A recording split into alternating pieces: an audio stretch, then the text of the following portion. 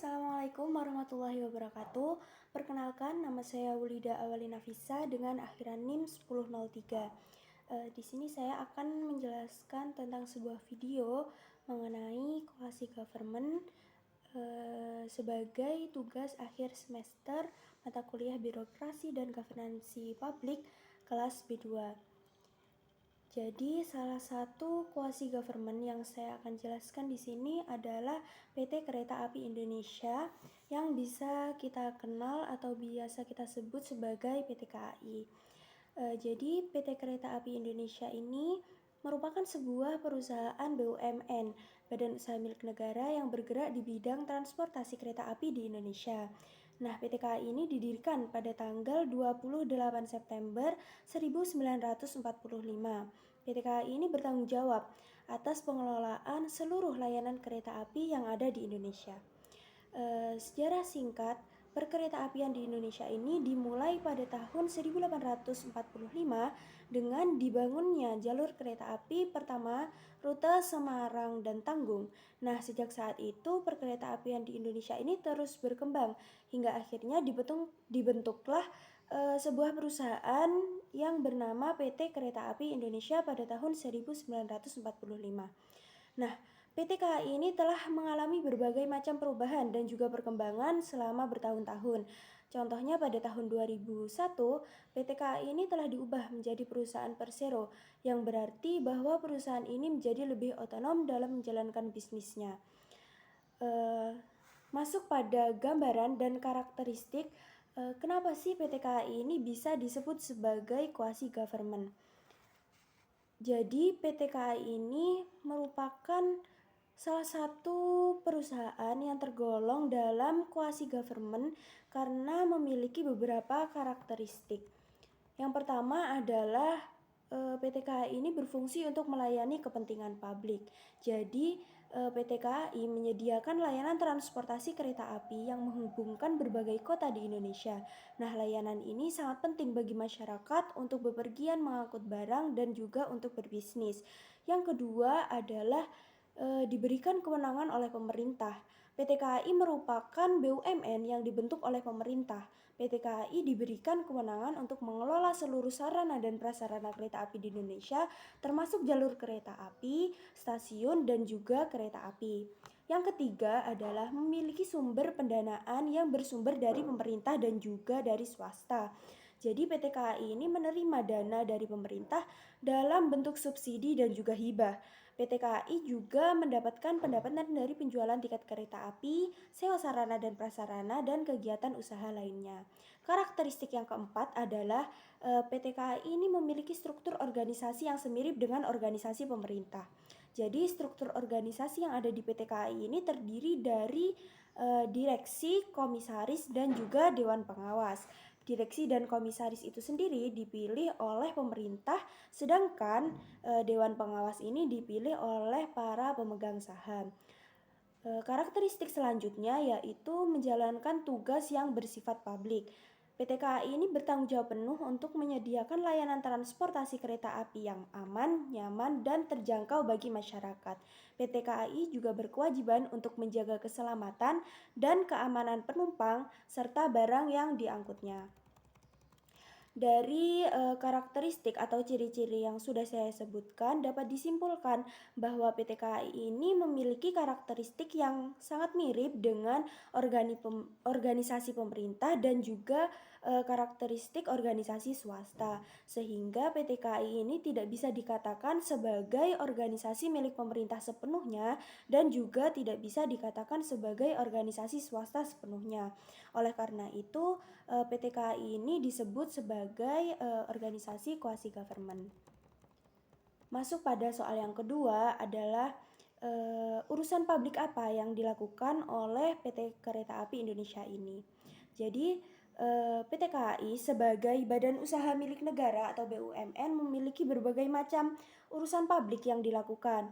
Nah, antara lain adalah sebagai penyedia transportasi kereta api tentunya.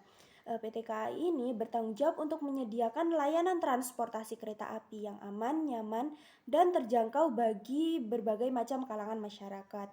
Nah, layanan ini sangat penting bagi masyarakat untuk memudahkan segala aktivitas masyarakat di Indonesia. Yang kedua adalah pengelolaan sarana dan prasarana kereta api. Jadi PT KAI bertanggung jawab untuk mengelola seluruh sarana dan prasarana kereta api di Indonesia, termasuk di dalamnya yaitu jalur kereta api itu sendiri dan juga stasiun pemberhentian kereta api. Yang ketiga adalah selain mengelola sarana dan prasarana kereta api, PT KAI ini juga bertanggung jawab untuk pemeliharaan dan juga pengembangan infrastruktur kereta api. Kenapa? Karena hal ini dilakukan untuk menjaga keselamatan dan juga keamanan penumpang serta barang yang diangkutnya nanti.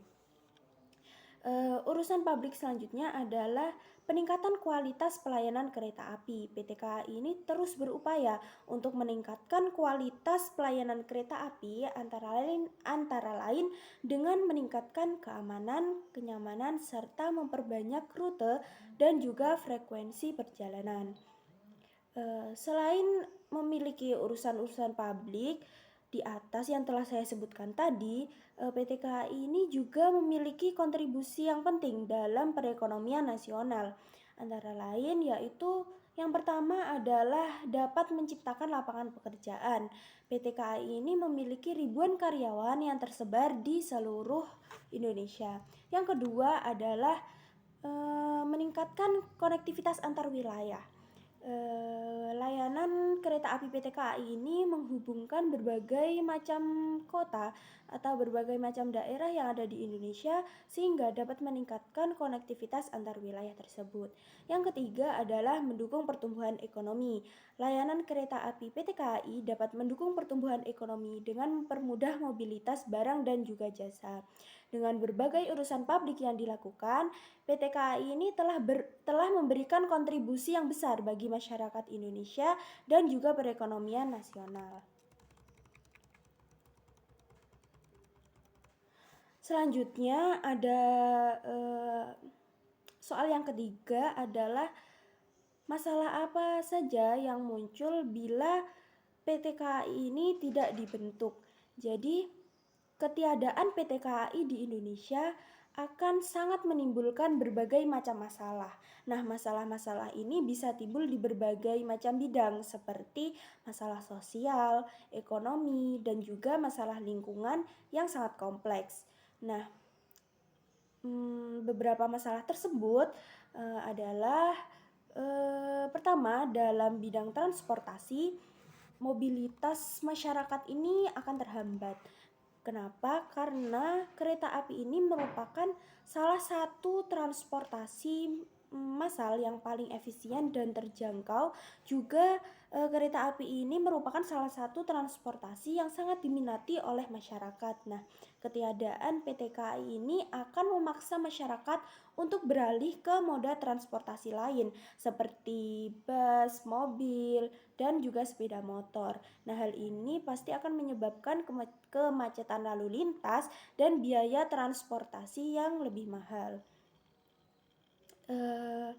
Masalah kedua dalam bidang transportasi di sini adalah mobilitas masyarakat akan terhambat karena kereta api ini merupakan salah satu moda transportasi massal yang paling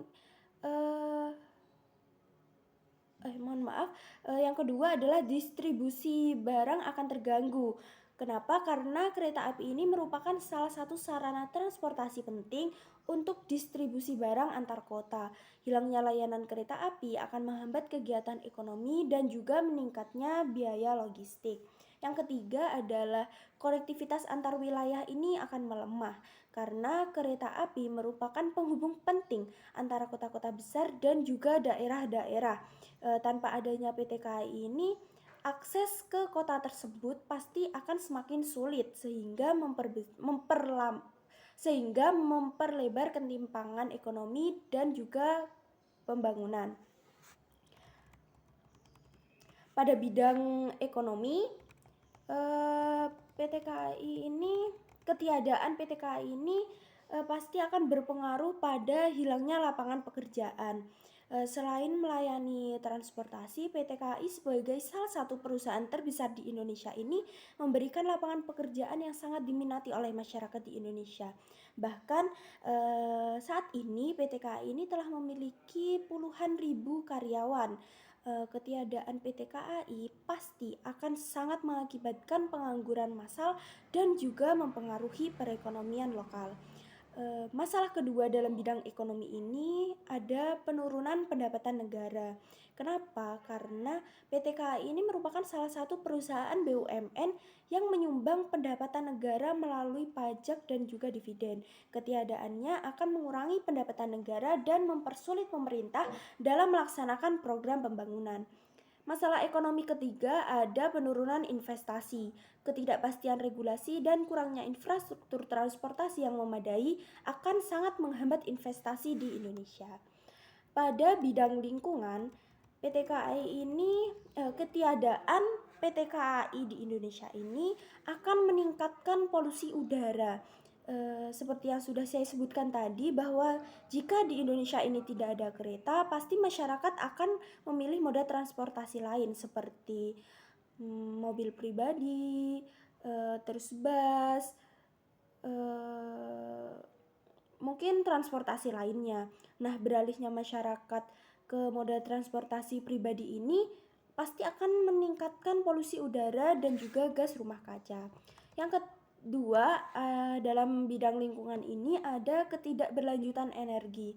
Kereta api merupakan moda transportasi yang lebih hemat energi dibandingkan dengan transportasi lainnya. Nah, hilangnya layanan kereta api di Indonesia akan meningkatkan konsumsi energi dan juga mendorong eksploitasi sumber daya alam. Masalah lingkungan yang ketiga ada degradasi lingkungan. Pembangunan infrastruktur transportasi baru untuk menggantikan kereta api dapat merusak hutan, lahan pertanian, dan ekosistem lainnya. Selain masalah-masalah yang sudah saya sebutkan, ketiadaan PT KAI juga sangat berdampak negatif pada sektor pariwisata, pendidikan, dan juga kesehatan. Hilangnya layanan kereta api akan menghambat akses masyarakat ke tempat wisata, sekolah, dan juga fasilitas kesehatan, sehingga memperlebar kesenjangan sosial. Kesimpulannya, ketiadaan PT KAI di Indonesia ini akan menimbulkan berbagai macam masalah yang sangat kompleks dan juga merugikan masyarakat secara luas. Oleh karena itu, sangat penting untuk mempertahankan dan terus mengembangkan PT KAI Indonesia sebagai salah satu tulang punggung transportasi dan juga perekonomian nasional. Mungkin sekian yang dapat saya sampaikan. Apabila ada kurangnya, saya mohon maaf yang sebesar-besarnya. Wassalamualaikum warahmatullahi wabarakatuh.